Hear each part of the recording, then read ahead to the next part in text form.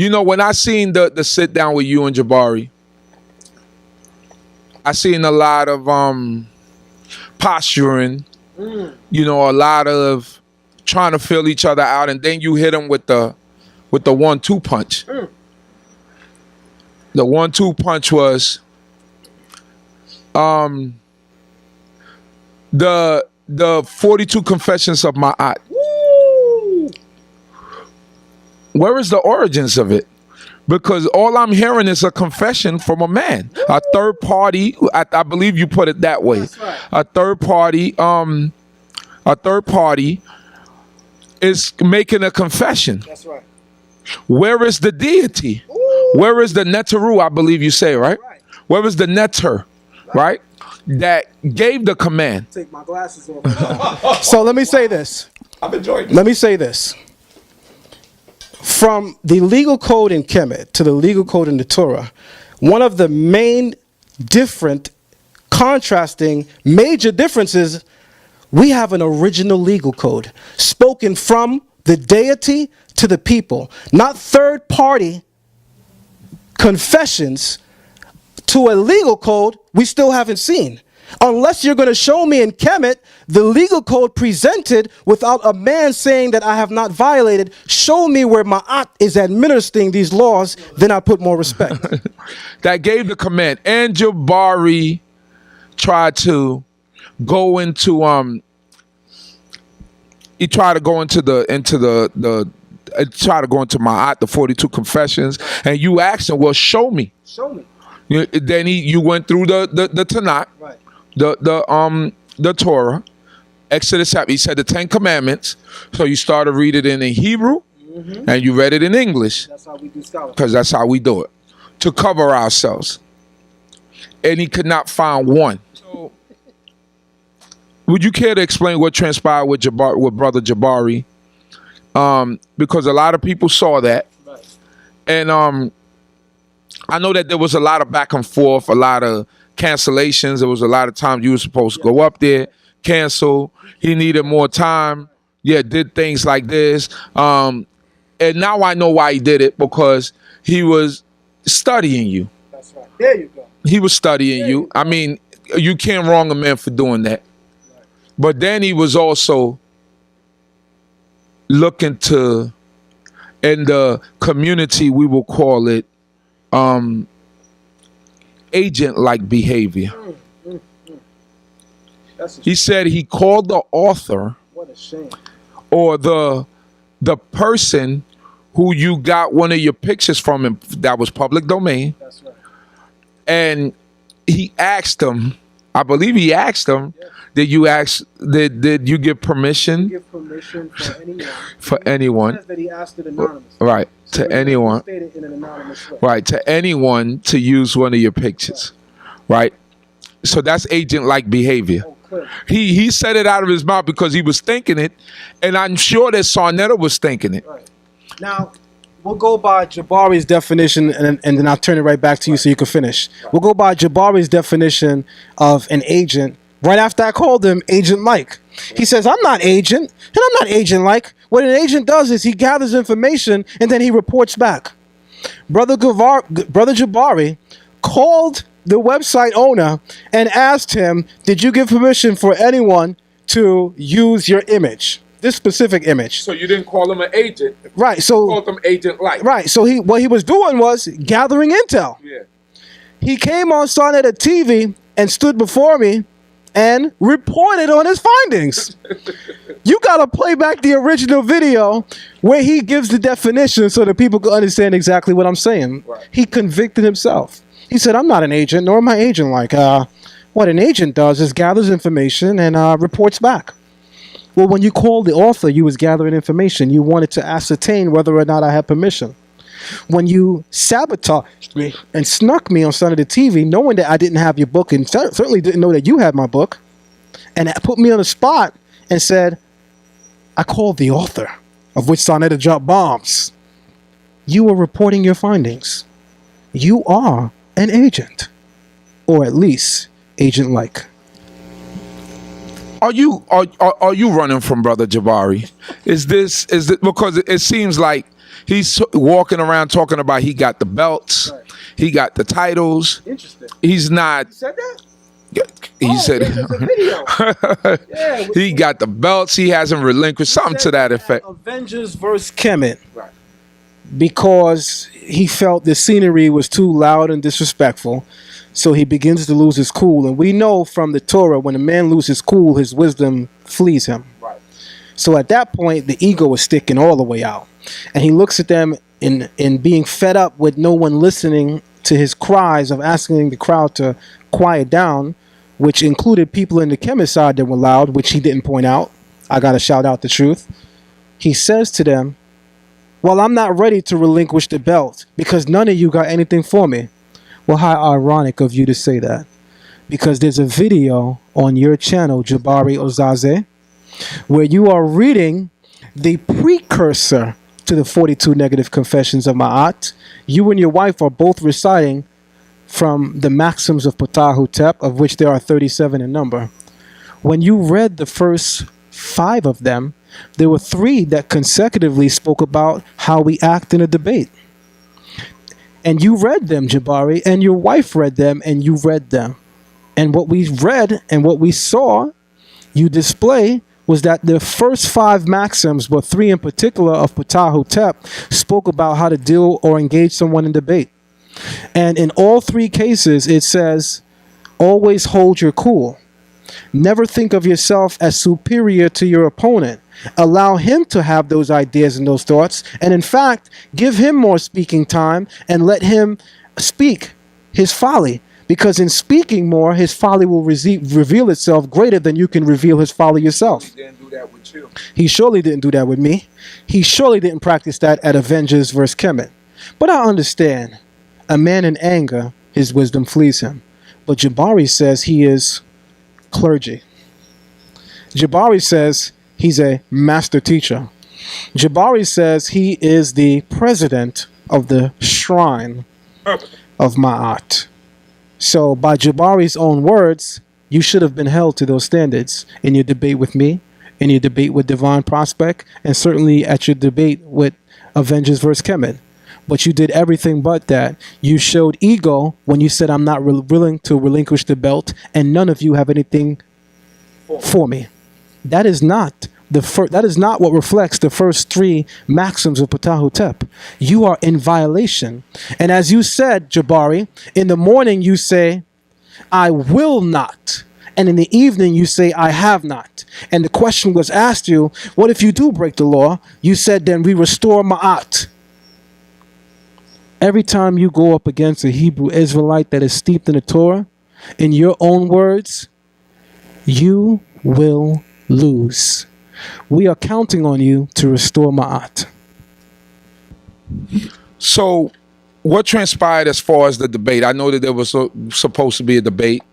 I know that there was supposed to be people try. I heard a comment that someone made. I don't remember who, that you were running from a debate. You wanted no parts of the debate. How did that transpire? How did that come about? Are you guys supposed to still have a debate? Does Jabari want to have a debate with you? Do you still want to have a debate with Jabari? How did that work out? Okay, so let me answer in order of what you presented, but let me keep this handy. This is this right here. If you ever want to get at me and you got an issue with me, this is the first thing you got to get, man. People that know me know that this bad boy right here is a dangerous motorcycle. I got so much stuff. Listen. With that being said, in order, am I running from Jabari? Hell no. I'm not running from Jabari.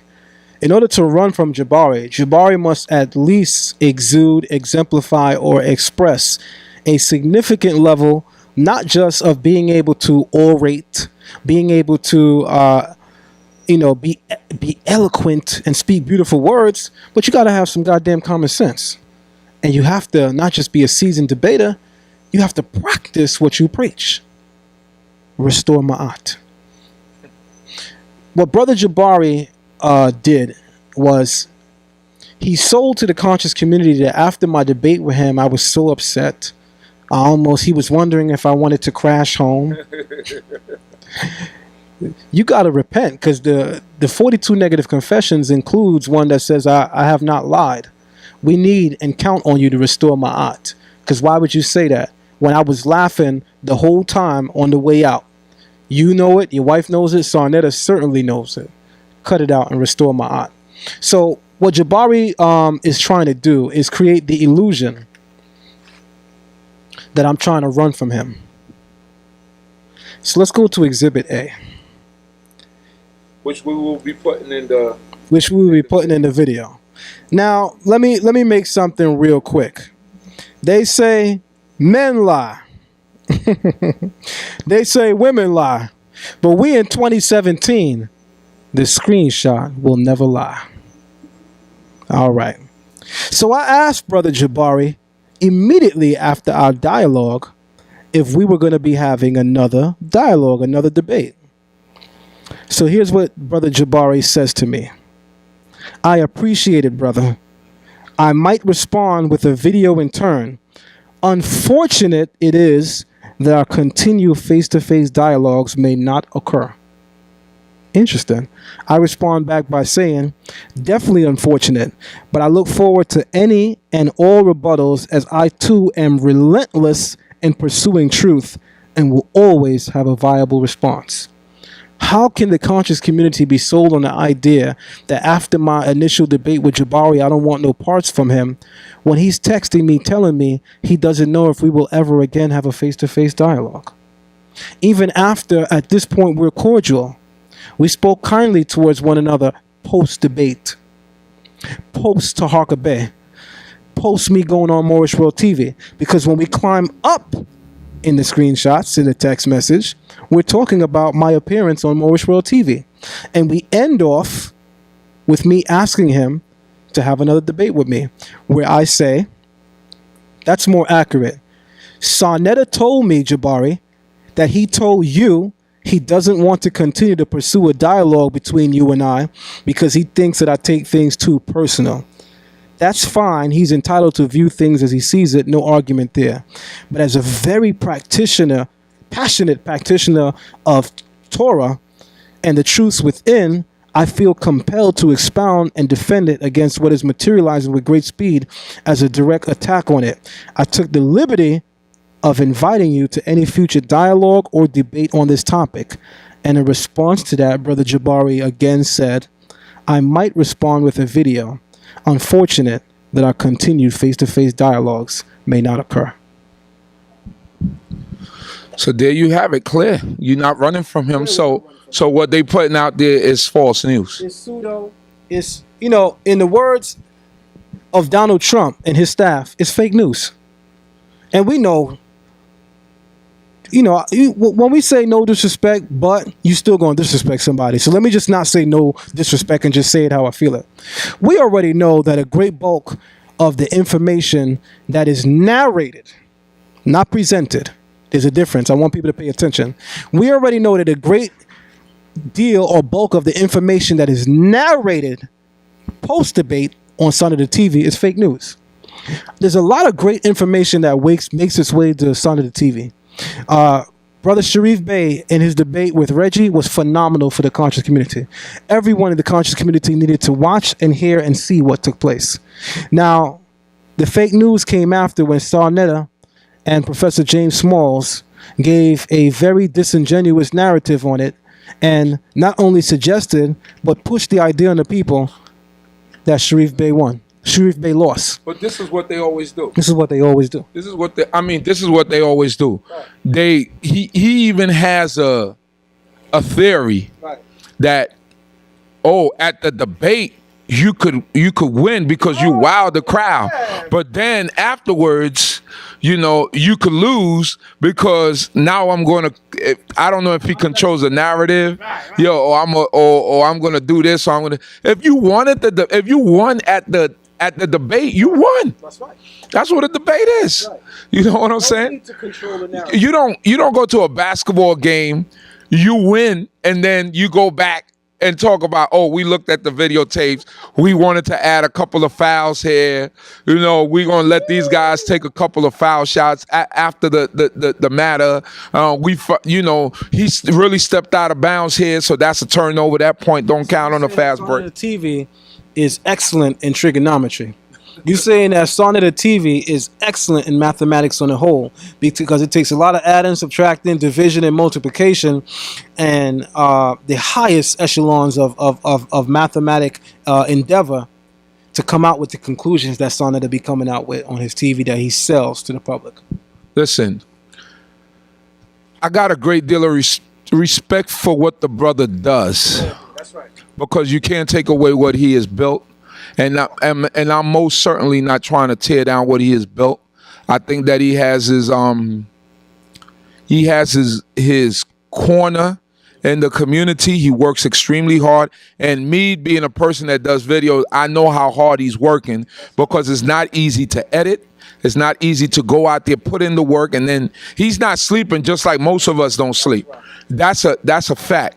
But the thing is, let the information flow freely. That's right. You know what I'm saying? Sometimes you just got to let it flow freely. But he has admitted that he plays favorite. That's right. But imagine this, because you and I come from a different era than a lot of the viewers on Son of the TV, so they may not understand this, so we use this moment as a teaching tool. You remember Like It Is with Gil Noble. Right. You remember Tony Brown's Journal. Right. Both of them had individuals on their platforms in the Afrocentric community that didn't always agree. Right. We all know it's not a surprise that John Henry Clark didn't agree with everything that Dr. Ben said. Right. Could you imagine if John Henry Clark and Dr. Ben appeared on Gil Noble Like It Is, and they dialogued about things that they disagree on, i.e. they had a debate? Right. Can you imagine if Gil Noble turned around and said, yeah, the Hebrews lost. Yeah, Kemet lost. Yeah, Dr. Ben lost. Yeah, no matter what you see, listen to what I'm telling you, they lost. How much respect would you have for Gil Noble? I wouldn't, but that's what made him great, that he let you come and speak your piece. Part of the reason why Gil Noble's platform became so great among the Afrocentric community is because so many great, prolific Afrocentric thinkers were able to come on their show, speak their ideas, regardless of whether or not Gil Noble agreed with them, and the public was able to freely choose the information they wanted to digest. That's what made that platform great. That's what made so many people say, I want to get on. I want to come on. Nobody can deny the discovery of Son of the TV. You know how many great talent Son of the has discovered? Right. Now, did he build them? No. God makes man great, not man.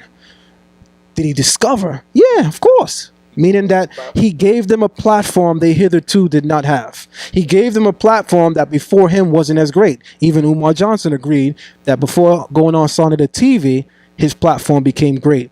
And that's for people who tell me, why do I keep going on there? People like Umar been on there and understood what it was and became even greater as a result of being on there. I know you have to go. It's that time. What's your opinion on the events of this past weekend? Okay. Up in Harlem? Okay. Starting from Saturday night all the way through Sunday, what do they call it? The Unity, the Conscious Unity. Yes, the Unity Conference. Yeah, the Unity Conference. What was your opinion on it? Did you hear anything about it? I know you weren't there, but... Right. I was given an invite to the past Sunday's event, the Unity Conference, but people that know me know that I'm genuine. And what that means, or what that entails, is not necessarily that I'm perfect. Being genuine means you're true to who you are. And I am me and you are you. And I didn't feel that event was a genuine environment that unity was going to genuinely come from or spring from. So I elected last minute to say, no, I'm not going to be there. And from the results, it looked like I made a good, educated guess, at the least bit. Although I'm pretty sure there were other highlights, because, you know, we like to point out the bad. I'm pretty sure there were other highlights. But the reality is the bad usually stains the good. And everybody is talking about. And that's what everybody's talking about. And that's the point. Now, I wasn't given an invite, unfortunately, to Saturday night's event, which was the Avengers versus Kemet. I would have loved to have been there and stood on the stage with those brothers from Guerrilla Hebrew, shout out to him, Sakari, with Daniela, Lions of Israel, with Brother Sha'al, with Hurricane Hashah, a person that I always going to speak respectfully about. We had our ups and downs. We men, we supposed to lick those wounds and move on because we are men. But more importantly, the Torah tells us we can't hate our brothers in our heart. That's something that behooves me, that there are actually brothers in the community who hate one another, who hate you, who hate me, and who hate anything that is contrary to their involvement. And this is not something that we see just in the Israelite community. We see it in the Kemetic community. We see people that say Polite is good, then you see the hate. Because they're not involved in all of Polite's event, they now become some of the people who turn on him. We've seen Garfield throw shade on Brother Polite, even though we know that Garfield rides his D. We've seen plenty of people who mess with Polite also throw shade on him. So the reality is, if people can't get to ride the wave with you, slowly but surely they're gonna begin to hate you. That's just that serious? And I'm proud to say that for the most part, you don't really see that in the Hebrew community, although it does exist, and that's something that we have to improve. I know that I don't hate none of my brothers in my heart. I know that I'm able to get over anything because they say that the power of Torah is greater than any human emotion. They say love covers what? All offenses. Love is the Torah itself. So I'm never going to hate my brothers in my heart. And, I wish I could have been there. I really felt like I could have definitely brought something to the table that would have equally been great. Shout out to those brothers. I think that they were unfairly treated. What was continually shouted out was that the Hebrews were drinking and that, they're being loud and obnoxious. But the reality is, you've seen people with ankhs on doing the same thing. So if we're going to call a spade, we got to call it like it is. Do I doubt that they were Hebrews drinking? No. Drinking ain't against our culture. We drink. The Torah say drink wine and be merry. You know what I mean? But let's not play the game that it was just the Hebrews, because then it becomes fake news again. We know that there were other groups also there present that were drinking as well. We've seen it.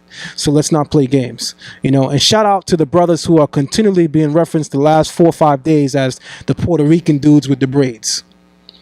This is a hate among our own people that we don't even realize that the transatlantic diaspora went through parts of the Caribbean that include places like Puerto Rico and Dominican Republic. Oh, why them Puerto Ricans is saying nigga? You don't have a problem when Polite say it. You don't have a problem with Ankh say it, but you have a problem with they say it because you don't deem them as the same as us. Well, you need to check the route of the transatlantic slave trade and realize that that's also your people. In closing, I want to say this, Chief. This might be something unique in the community. Kemetic culture and spirituality has the moral compass of an ostrich. How dare you? I know you ain't say that, but in fact, say that again so that we could charge you right when we come at you. Again, yes.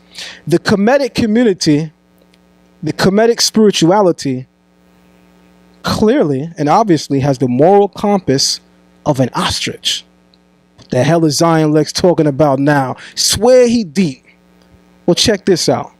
They say that the symbol for Ma'at is the ostrich feather. Right. Ma'at represents the moral compass of Kemet and Cush, i.e. Nubia. Kemet has the moral compass of an ostrich. Anybody ever studied the behavior of an ostrich? Do you know that an ostrich is not noted as taking care of their young? From the vantage point of an onlooker or an observer, anyone who has studied ostrich behavior, this is a breed of animal that shows little care to the eggs. When they lay the egg, the ostrich doesn't even cover it or put it deep in the earth. It just leaves it there. Sometimes it steps on it. Sometimes it's so open that predators kill it. And in the animal kingdom, similar to the human kingdom, you find the mother that are raising the children, right? Right. It's the male ostrich that raises the young. Although they say Ma'at is a female. Look it up. It is the male ostrich that takes care of the young. the female is regarded as abandoning them right after laying them on the ground. And many of them don't live because of that. And the men usually tend to the few that survive. But they say that Ma'at is the goddess in Kemet. Why is Ma'at envisioned in 42 principalities? I've heard nobody in the Kemetic community expound upon the significance of that number. Well, those that do scholarship could have, would have, or already know that the gestation period of an ostrich is 42 weeks. The time of pregnancy, the gestation of an ostrich is 42 weeks. Hence their fascination with the number 42 as applicable to the laws of Ma'at. And symbolic of Ma'at is that ostrich feather. Don't you know that in reference to having the moral compass of an ostrich, there's something known as the ostrich paradox, for lack of a better term. And there's an image that we're going to show on the screen that portrays that. When an ostrich encounters a myth, let me say it the correct way. There's a myth that when an ostrich encounters an enemy or something that it cannot fight, it takes its head and it sticks it in the sand, because what one does not see doesn't exist. What one does not see does not exist. It's called the ostrich effect. Avoiding negative information. The ostrich buries its head in the sands of Kemet. The lack of logic, due to the lack of sight, presumably, if I can't see it, it doesn't exist. Here's the thing about the Kemetic conscious community. There is no one moving with more success than the Hebrew community. Rather than hone in and focus on the success of the Hebrew community, of at least bringing black people in America and the Caribbean to a state of pro-blackness and a pro-black awareness, the Kemetic Grandmaster teachers stick their heads in the sands of Kemet and act as if the greatest rapper of our era, Kendrick Lamar, does not exist. They act as if Amari Stoudemire doesn't exist. They act as if some of our young ones who are wild because they're young and need a little bit of help, Kodak Black, he don't exist. In all the things that we see Son of the TV promoting and speaking about, why doesn't Son of the talk about or highlight these things? Don't you know if Kendrick Lamar wrote a song where he talked about the great structures in Kemet and how great of a people that Kemet were and how we are the people of Kemet, you would see about 15 videos a week on Kendrick Lamar from Sonata. I'm almost sure Sonata would personally extend an invite to him. We haven't seen a single video except to ask people, what do you think about that in light of the fact that Hebrews are pseudo, that Kendrick Lamar joined them? Rather than point out, that's the video he put up where somebody was asked that question.